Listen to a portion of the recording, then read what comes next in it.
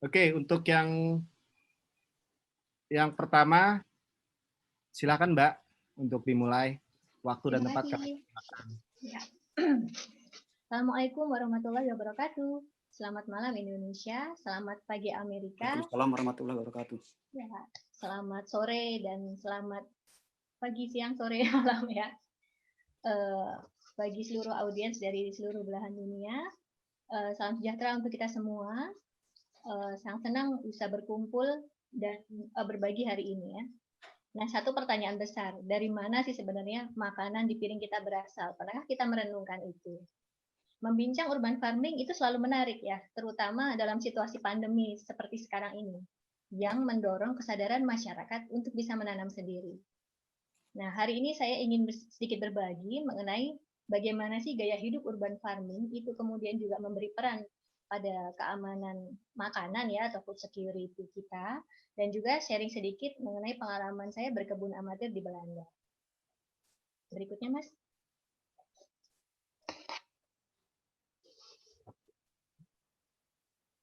Ya, kalau kita ingat kata-kata Pak Karno ya, jas merah, jadi jangan sekali-kali melupakan sejarah seperti itu ya. Rupanya ide bertanam di area pemukiman itu bukanlah ide baru, seperti yang tadi disebutkan oleh Pak Riki juga ya. Ada contoh di Mesopotamia, tapi sebenarnya kita tidak perlu jauh-jauh. Di Nusantara pun kita punya beberapa contoh. Di antara prasasti yang menunjukkan bahwa di area pemukiman itu ada area penanaman, itu contohnya adalah situs Gunung Padang ya, barangkali kalau ada yang tahu, di Cianjur. Kemudian sampai saat ini juga kita masih melihat ada komunitas masyarakat Baduy yang masih melestarikan pola bertanam tradisional ya di area pemukiman mereka seperti itu. Kemudian di luar negeri sendiri ada contoh yang paling saya kira kalau di search itu paling ketemu yang pertama biasanya adalah contoh suku Maya ya di Amerika Serikat yang mereka juga sudah melakukan urban farming. Itu jauh ya, jauh sebelum Masehi seperti itu. Kemudian periodenya beralih pada masa Perang Dunia, di mana pada masa Perang Dunia pertama dan kedua, rata-rata negara penjajah mewajibkan tanam bagi negara yang mereka jajah seperti itu. Nah, kemudian periodenya bergulir lagi pada periode revolusi hijau di akhir milenium kedua, di mana negara berkembang banyak dipacu untuk menghasilkan makanan pokok bagi kebutuhan dunia. Nah, baru di awal milenium ketiga, gaya hidup urban farming itu muncul, bangkit, dan tahun 2010 boleh dikatakan sebagai penanda munculnya pabrik-pabrik komersial pangan ya di kota-kota besar di dunia. Berikutnya.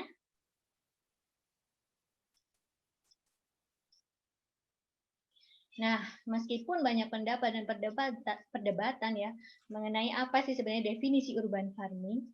Nah, apa yang definisi yang disampaikan ini adalah sebagaimana paradigma yang banyak kita pahami sekarang ya.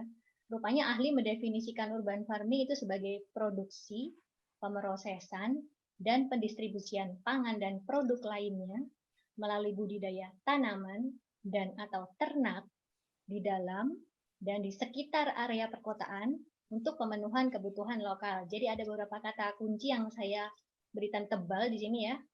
Rupanya tidak hanya bertanamnya saja, tapi pemrosesannya, distribusinya, itu masuk ke dalam kegiatan urban farming. Kemudian produk lainnya, karena ternyata tidak hanya pangan yang disediakan, tapi juga pakan mungkin, sandang, estetika, sebagai produk lain dari urban farming. Kemudian kita kebanyakan melihat urban farming yang dibayangkan adalah tanaman ya, padahal ada ternak juga di situ.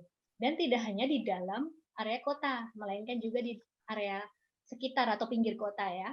Dan tujuan utamanya adalah pemenuhan kebutuhan lokal. Berikutnya. Nah, pertanyaan besar, mengapa urban farming? Saya kira jawabannya sebagian sudah Bapak Ibu lihat tadi melalui video yang ditampilkan sebelum presentasi ya, bahwa satu alasan utama adalah karena peningkatan populasi kota pasti akan dibarengi dengan peningkatan kebutuhan pangan di kota-kota besar juga. Bayangkan penambahan 2 miliar populasi pada 30 tahun mendatang adalah tantangan besar pastinya bagi kecukupan pangan kita ya. Jadi kita akan membutuhkan ini juga sebagai keterampilan dasar hidup juga untuk melestarikan kebiasaan nenek moyang. Karena bagaimana kita bisa bertahan hari ini? Karena nenek moyang kita sudah punya kebiasaan bertanam dari dulu seperti itu. Silakan lanjut. Nah, bukti kontribusi urban farming bagi keamanan pangan itu sendiri sudah dibuktikan oleh setidaknya 200 hingga 400 juta petani urban dunia. Ini sudah ada sumber ilmiahnya ya Bapak Ibu. Kemudian dia juga berkontribusi pada food resilience, mengurangi food miles, ada kontribusi edukasi, kemudian kesehatan masyarakat, menciptakan lapangan kerja, mengurangi tekanan ekonomi golongan miskin, pemberdayaan perempuan, dan juga estetika. Jadi kalau dirangkum setidaknya ada 4 manfaat ya, yaitu ekologi, edukasi, estetika, dan ekonomi. Kemudian secara mendasar sebenarnya urban farming itu mudah, murah, dan menyenangkan loh. Seperti itu. Berikutnya. Nah, apa sih sebenarnya niat seseorang untuk melakukan urban farming begitu ya?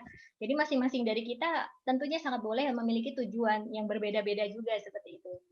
Nah, ini di antara yang paling sering itu adalah yang pertama hobi tentunya, yang kedua adalah subsisten atau untuk memenuhi kebutuhan kita pribadi dan keluarga. Kemudian tujuan lain adalah komersial seperti itu. Nah, rupanya tujuan atau niat tersebut umumnya akan memengaruhi pilihan skala atau teknologi yang digunakan seperti itu. Sebagai contoh, saya pakai teknologi budik damber lah ya. Masih ingat ya Bapak Ibu, budik damber itu cukup viral di awal masa pandemi seperti itu. Ternyata budik damber cukup bisa memberi peran untuk penyediaan makanan setidaknya sayur dan protein ya, protein. Jadi ada vitamin, ada protein seperti itu. Jadi apapun niat urban farmingnya, gaya hidup ini turut menyumbang peran bagi keamanan pangan lokal. Seperti itu. Lanjut.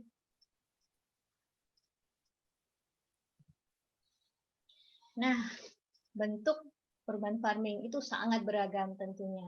Barangkali di sini Bapak Ibu juga punya pengalaman seperti itu ya, dari hobi rumahan hingga pabrik pangan tengah kota. Seperti itu. Di sini ada contoh 3 gambar berderet ya. 2 gambar yang pertama ini adalah gambar dari teman saya diaspora Indonesia yang sudah tinggal di Belanda dan menjalankan praktik urban farming selama 14 tahun. Jadi jangan senggol pohon pare katanya.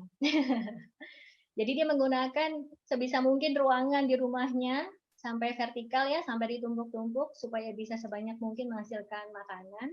Kemudian yang di tengah itu gambar greenhouse temporary yang hanya digunakan pada saat bertanam, musim bertanam ya, karena winter kita tidak bisa bertanam, terlalu dingin seperti itu. Kemudian yang paling kanan ini adalah contoh pabrik pangan di tengah kota seperti itu. Nah, kemudian gambar di kiri bawah ini sekedar gambaran sistem zonasi urban farming pada lahan terbuka, seandainya akan kita terapkan di rumah seperti itu. Dengan bagan ini kita ada model zonasi ya, sehingga di situ ada keragaman jenis yang kita tumbuhkan dalam rumah, baik sayur, buah, bunga, ada juga ternak, dan juga pengolahan limbah seperti itu. Jadi sangat menarik tentunya urban farming ini. Berikutnya. Nah, mengenai teknologi, sebenarnya menanam itu prinsipnya tidak sulit kan ya Bapak Ibu? Sulit nggak ya? Sulit nggak ya?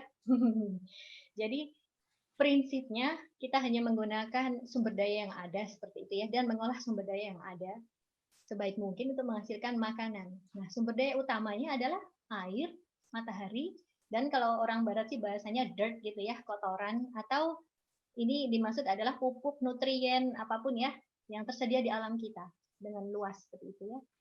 Yang ketika dikelola dia bisa menjadi makanan seperti itu. Nah, ini adalah contoh-contoh teknologi yang saat ini berkembang, banyak berkembang.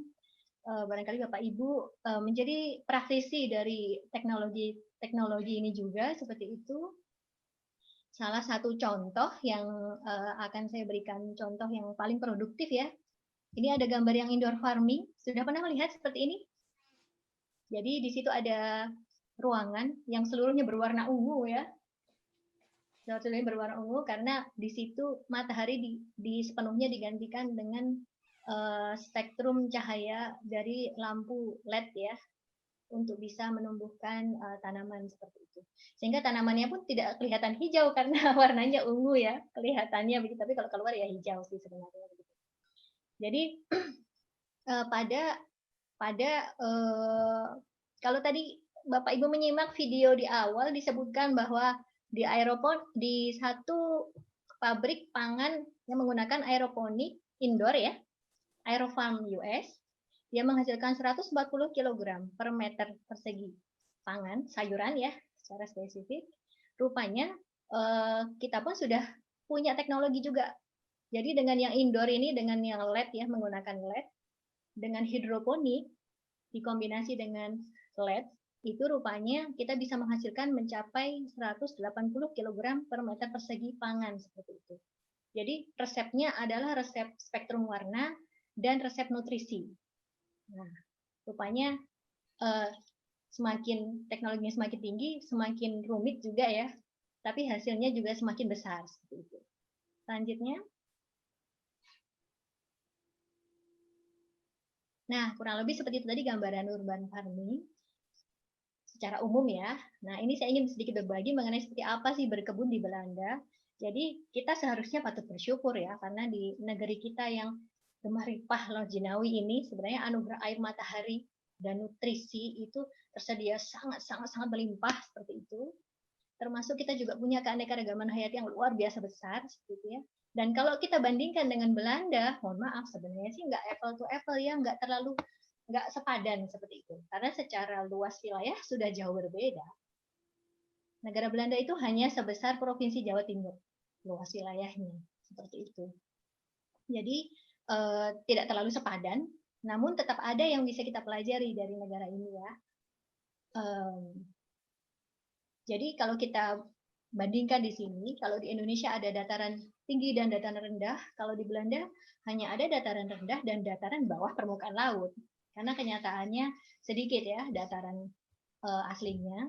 Kemudian di Belanda tentunya subtropis, sementara di Indonesia tropis. Di Belanda tanah kurang subur, sedangkan di Indonesia jauh lebih subur. Kalau di Belanda matahari mencapai puncak hanya saat musim panas, kalau Indonesia sepanjang tahun. Kemudian di Belanda air juga mahal, sedangkan di Indonesia lebih melimpah. Ya. Namun di negara yang tentunya musimnya iklimnya ekstrim seperti ini juga tempat yang sangat baik untuk belajar biota ekstrim juga. Jadi misalkan peneliti ingin mempelajari bagaimana supaya suatu spesies itu bisa lebih tahan pada suhu dingin, maka tentunya contoh-contoh atau gen yang dipelajari biasanya adalah dari negara yang dingin seperti itu. Selanjutnya. Nah, kita masuk ke tips dan trik ya. Sebenarnya mau ditanam dimanapun, ini saja 3 kunci tanaman baik. Ini saja sepertinya sederhana ya. Kan tadi maunya mudah, murah, dan menyenangkan ya. Jadi kunci tanaman baik itu sebenarnya hanya 3. Yang pertama secara biologis. Jadi dari benih, bibit, maupun biakannya itu sendiri secara genetis berkualitas baik. Jadi sebenarnya benih selada Belanda memang paling tepat ditumbuhkan di sini.